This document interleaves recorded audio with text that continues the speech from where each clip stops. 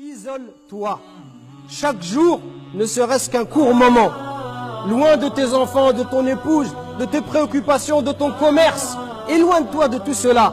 Isole-toi, reste seul 5 minutes pour penser à ta vie. Et parle à ton âme. Parle à ton âme et dis-lui, oh mon âme, est-ce que quelqu'un est éternel dans la vie d'ici-bas? Est-ce que les riches, est-ce que les rois, est-ce que les prophètes sont-ils éternels? S'ils ne le sont pas, est-ce que moi je vais être éternel? Bien évidemment que non.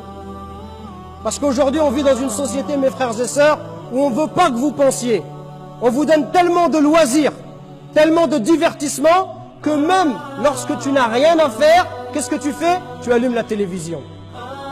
On nous a conditionnés. Pourquoi? Pour ne pas que tu puisses nourrir ton âme. Là tu nourris ton corps. Tu te donnes, tu nourris tes shahwa, tes passions.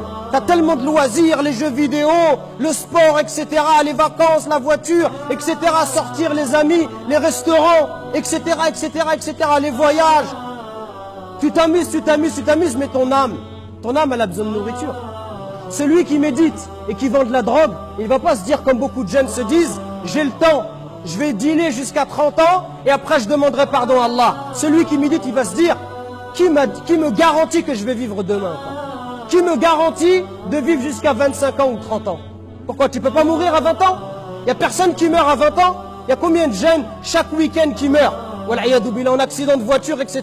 Et si c'est ton tour à toi, tu vas dire quoi, Allah Azza wa Jal? Tu vas dire, Ya Allah, je voulais me repentir, je voulais revenir vers toi, mais je me suis dit que j'allais revenir vers 35 ou 40 ans. Qui t'a dit que tu allais vivre 35 ou 40 ans? Allah, il t'a donné cette garantie.